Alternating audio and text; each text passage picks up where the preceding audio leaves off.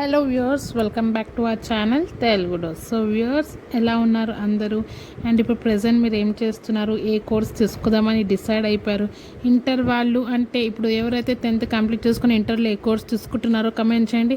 And ఎవరైతే inter complete చేశారో వాళ్ళు డిగ్రీలో ఏ కోర్స్ తీసుకుంటున్నారో కమెంట్ చేయండి. అండ్ ఎందుకు చేద్దాం అనుకుంటున్నారు? ఇప్పుడు సపోజ్ మీరు ఏ కోర్స్ తీసుకుంటున్నారు, ఏం అచీవ్ చేయడానికి తీసుకుంటున్నారు, సో అది కూడా కామెంట్ బాక్స్లో కామెంట్ చేయండి, ఓకేనా? సో వన్ మోర్ థింగ్ వచ్చేసి, ఈ వీడియోలో నేను మీకు క్లియర్గా ఇంటర్లో సిఎస్సి కోర్స్ గురించి ఒక డీటెయిల్ ఇన్ఫర్మేషన్ ఇద్దామని అనుకుంటున్నాను. చాలామంది కన్ఫ్యూజ్లో ఉన్నారు. ఎవరైతే ఇప్పుడైతే ఎంత ఎగ్జామ్ రాసారో వాళ్ళకి ఇప్పుడు ఇంటర్లో ఏ కోర్స్ తీసుకోవాలి, వాళ్ళకి ఇంట్రెస్ట్ ఉంది సిఎస్సి మీద తీసుకోవాలని, కానీ పక్క వాళ్ళు చెప్పే విధానం బట్టి సిఎస్సి తీసుకుంటే ఏ జాబ్స్ రావు, ఇలా చాలామంది చెప్పే బట్టి వీళ్ళు కూడా డైలమాలో పడిపోయారు, తీసుకోవాలా తీసుకోవద్దా అని. సో వాళ్ళ కోసం ప్రత్యేకంగా ఈ వీడియో నేను చేస్తున్నాను. ఇంకా మీ ఫ్రెండ్స్కి ఎవరైనా డౌట్స్ ఉంటే వాళ్ళకు కూడా పంపించండి, వాళ్ళకు కూడా చాలా యూస్ఫుల్ అవుతుంది, ఓకేనా? సో ఫస్ట్ ఆఫ్ ఆల్ వచ్చేసి సిఈసి అంటే ఇంటర్ కోర్స్. ఇది వచ్చేసి 2 years కోర్స్ ఉంటుంది. సో సిఈ అంటే commerce, economics, civics. So civics, economics, commerce అనే సబ్జెక్ట్స్ అనేవి ఇందులో ఉంటాయి. అయితే ఇప్పుడు మనము ఈ వీడియోలో సిఎస్సి తీసుకుంటే ఎలాంటి జాబ్స్ వస్తాయి అది డీటెయిల్గా చెప్తాను. అండ్ సిఎస్సి తీసుకోవడం వలన ఎలాంటి జాబ్స్ మీకు రావో అది కూడా క్లియర్గా నేను ఎక్స్ప్లెయిన్ చేస్తాను. సో వీడియో ఎక్కడ స్కిప్ చేయకుండా బాగా వినండి. ఇంకేమైనా డౌట్స్ ఉన్నా మీరు కామెంట్ బాక్స్లో కామెంట్ చేయొచ్చు, నేను కంపల్సరీగా రిప్లై అనేది ఇస్తాను. సో ఫస్ట్ థింగ్ వచ్చేసి సిఎస్సి తీసుకుంటే ఎలాంటి జాబ్స్ వస్తాయో నేను చెప్పబోతున్నాను. ఇప్పుడు మీరు ఇంటర్లో సిఎస్సి తీసుకుంటే డిగ్రీలో బీకామ్లో ఏదైనా స్ట్రీమ్ని తీసుకున్నారో అయిపోయింది, మీ డిగ్రీ అయిపోయింది. ఇప్పుడు బయటికి వెళ్ళి ఎలాంటి జాబ్స్ వస్తాయో మీకు చెప్పబోతున్నాను. సో సిఎస్సి తీసుకోవడం వల్లనే మీకు కంపెనీస్లో ఈజీగా జాబ్స్ అనేవి వస్తాయి. మీరు చూడొచ్చు, మన సరౌండింగ్స్లో చాలా కంపెనీస్ ఉన్నాయి.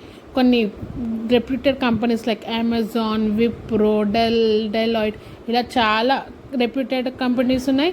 అండ్ నార్మల్ కంపెనీస్ కూడా ఉన్నాయి చాలా. ఇప్పుడు మీరు గచ్చిబౌలి సైడ్ వెళ్ళొచ్చు, ఇక్కడ హైటెక్ సిటీ సైడ్ వెళ్ళొచ్చు, ఎన్నో కంపెనీస్ అనేవి ఉన్నాయి.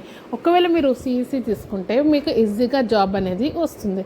నేను ఆల్రెడీ మీకు చాలాసార్లు చెప్పాను, జాబ్ రావాలంటే ఫస్ట్ మీకు కమ్యూనికేషన్ స్కిల్స్ అనేవి చాలా చాలా ఇంపార్టెంట్, ఓకే? సో ఎందుకంటే ఇప్పుడు మీకు సపోజ్ వాళ్ళు ఇంటర్వ్యూ తీసుకుంటారు, మీకు ఇంటర్వ్యూలో ఇప్పుడు వాళ్ళకు ఒక క్వశ్చన్ అడిగారు, దాన్ని మీరు ఇంగ్లీష్లో ఫ్లూయెంట్గా చెప్పలేకపోతే సో మీకు జాబ్ అనేది ఇవ్వరు ఆబ్వియస్లీ. ఈవెన్ మీకు సిఈసిలో అదే మీ మెమోస్లో హై మార్క్స్ మీకు ఫుల్ అవుట్ ఆఫ్ ఫుల్ ఉన్న వేస్ట్. వాళ్ళు మెమోస్లో మార్క్స్ చూడరు, ఫస్ట్ వాళ్ళు అడిగే క్వశ్చన్కి మీరు కరెక్ట్గా ఇంగ్లీష్లో రిప్లై ఇస్తున్నారా లేదా, డేర్గా ఇస్తున్నారా లేదా, ఇవి చూస్తారు. ఒకవేళ మీరు ఇవ్వకపోతే మీకు జాబ్ అనేది రాదు. ఈవెన్ మీకు highest marks, good marks, passing marks మీకు మా సబ్జెక్ట్స్లో వచ్చిన. సో ఫస్ట్ థింగ్ అది, ఓకే?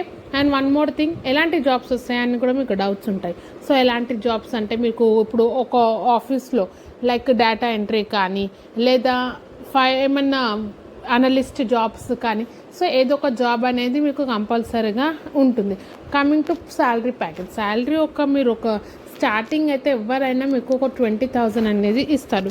ఇప్పుడు సపోజ్ హై రెప్యూటెడ్ లైక్ నేను చెప్పిన విప్రో, అమెజాన్ అలాంటి కంపెనీస్ అయితే స్టార్టింగ్ ఒక 25 అయితే ఇస్తుంది. సో మామూలుగా చిన్న కంపెనీస్ అయితే మీకు ఒక 20 అయితే పర్ షూర్గా ఇస్తారు, అదైతే clear. So moving on to ఇప్పుడు సిఎస్సి తీసుకుంటే ఎలాంటి జాబ్స్ రావు, ఏ జాబ్స్కి మీరు ఎలిజిబుల్ కాదు నేను చెప్తాను. ఒకవేళ మీరు సిఎస్సి తీసుకుంటే మీకు హాస్పిటల్స్ అంటే డాక్టర్ అయ్యే ఛాన్స్ కోల్పోతారు. ఒకవేళ మీరు సిఎస్సి తీసుకుంటే, ఒకవేళ మీకు డాక్టర్ కావాలంటే స్టార్టింగ్ నుంచి బైపీసీ తీసుకోవాలి.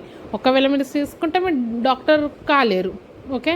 సో ఇప్పుడు డాక్టర్కి సంబంధించిన సైన్స్ బ్యాక్గ్రౌండ్కి మీరు వెళ్ళరు. ఫర్ ఎగ్జాంపుల్ ఇప్పుడు ఫార్మసీ ఉంటుంది, సో ఫార్మసీలో జాబ్ కావాలి, అయితే మీరు వెళ్ళలేరు అక్కడికి. ఎందుకంటే మీరు సిఎస్సి తీసుకున్నారు కాబట్టి. ఎందుకంటే అక్కడ బైపీసీ సైన్స్ బ్యాక్గ్రౌండ్ వాళ్ళకి సెట్ అవుతుంది. ఇప్పుడు డాక్టర్ ప్రొఫెషన్స్ కానీ సైన్స్కి రిలేటెడ్ లైక్ ల్యాబ్స్లో పనిచేయడం కానీ ఎలిజిబుల్ కాలేరు. నేను ఆల్రెడీ చెప్పాను, ఒకవేళ మీకు సైన్స్ ఇంట్రెస్ట్ ఉంది లైక్ ల్యాబ్లో పనిచేయడం కానీ ఫార్మసీలో లేకపోతే డాక్టర్ కావాలంటే వాళ్ళైతే సీట్స్ అయితే తీసుకోవద్దు. నేను క్లియర్గా చెప్తున్నాను. ఇక్కడ బేస్ మీరు స్టార్టింగే పర్ఫెక్ట్ ఉంటే మీరు గోల్ని ఈజీగా అచీవ్ కావచ్చు. మీ ఏం డాక్టర్ కావాలి అంటే మీరు స్టార్టింగ్ బైపీసీ తీసుకొని మీ జర్నీ అనేది స్టార్ట్ చేయాలి. మీకు ఒకవేళ సైన్స్ ఇంట్రెస్ట్ లేదు, అసలు నాకు సైన్స్ మీద అంత ఇంట్రెస్ట్ లేదంటే then you can take CEC easily. Okay, and next thing వచ్చేసి software jobs, like software engineer కానీ సివిల్ ఇంజనీర్ కానీ అలాంటి జాబ్స్కి సిఈసి ఎలిజిబుల్ కాదు. ఓకే, ఇప్పుడు మీకు సాఫ్ట్వేర్ జాబ్స్ రావాలి అంటే హై ప్యాకేజ్, సాఫ్ట్వేర్ అంటే చాలా ప్యాకేజ్ ఉంటుంది. సివిల్ ఇంజనీరింగ్ కానీ ఇలా మెకానికల్ ఇంజనీరింగ్ కానీ ఇలా ఎలక్ట్రిక్ ఇంజనీరింగ్ కానీ ఈ జాబ్స్ మీకు రావాలంటే మీకు సిఈసి తీసుకోవద్దు. అప్పుడు మీరు ఎంపీసీకి వెళ్ళాలి. ఓకేనా, మీకు కంపెనీస్లో లైక్ అంటే 2 టైప్స్ ఉంటాయి. ఇప్పుడు నార్మల్గా కంపెనీస్ పొజిషన్స్ ఉంటాయి. ఒకవేళ మీరు బీటెక్ స్టూడెంట్ ఉంటే, మీరు ఎంపీసీ బ్యాక్గ్రౌండ్ స్టూడెంట్స్ ఉంటే మీకు హై ప్యాకేజ్ అనేది ఉంటుంది, వాళ్ళకి కొంచెం లెవెల్ ఎక్కువనే ఉంటుంది. మీకు ఆ లెవెల్ కావాలి, సాఫ్ట్వేర్ బ్యాక్గ్రౌండ్ కావాలి అంటే కంపల్సరీ ఎంపీసీ అనేది తీసుకోవాలి. సిఈసికి అయితే ఎలిజిబుల్ కాదు. ఇప్పుడు మీకు సాఫ్ట్వేర్ జాబ్స్ కావాలంటే CEC is not eligible, MPC అనేది తీసుకోవాలి. సో నేను క్లియర్గా వీడియో అర్థమైంది అనుకుంటున్నా. ఏమైనా డౌట్స్ ఉన్నా కామెంట్ చేయండి. Thank you for watching.